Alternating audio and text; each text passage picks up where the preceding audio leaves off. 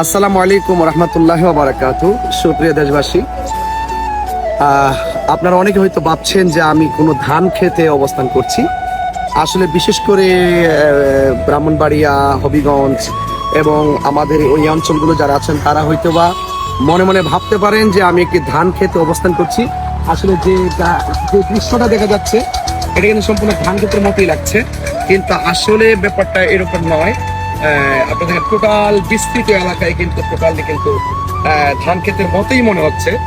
আর ব্রাহ্মণবাড়িয়ার আশেপাশে যারা আছেন তারা হয়তো এরকমই মনে করতে পারেন। আসলে আমি এই মুহূর্তে ব্রাহ্মণবাড়িয়াতে নয়, আমি আছি নাটোরে আছি। নাটোর জেলার বরাগ্রাম এলাকায়, কিন্তু আমি কিন্তু রাজশাহী যাওয়ার পথেই নাটোর।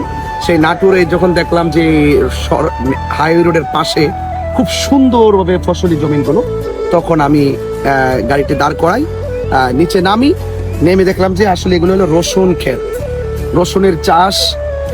আমি খুব এত চমৎকার আমার কাছে, এত রসুন ক্ষেত আমি কখনো একসাথে দেখিনি, পেঁয়াজের ক্ষেত দেখিনি। তো আমি এলাকায় এসে এতটুকু জানতে পেরেছি যে এই এলাকার মানুষগুলো দেশে থেকে জমিনকে চাষাবাদ করে তারা জীবিকা নির্বাহ করে এবং এটাকেই তারা ক্রেডিট মনে করে।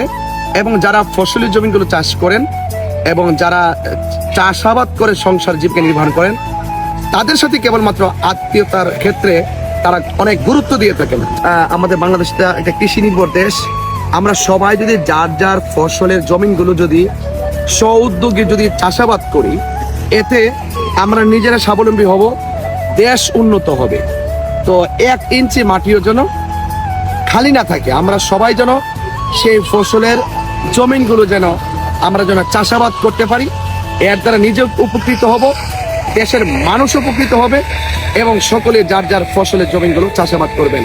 এই আশাবাদ ব্যক্ত রেখে আজকে নাটোর থেকে বিদায় নিচ্ছি। আসসালামু আলাইকুম রহমতুল্লাহি ওয়া বারাকাতুহু।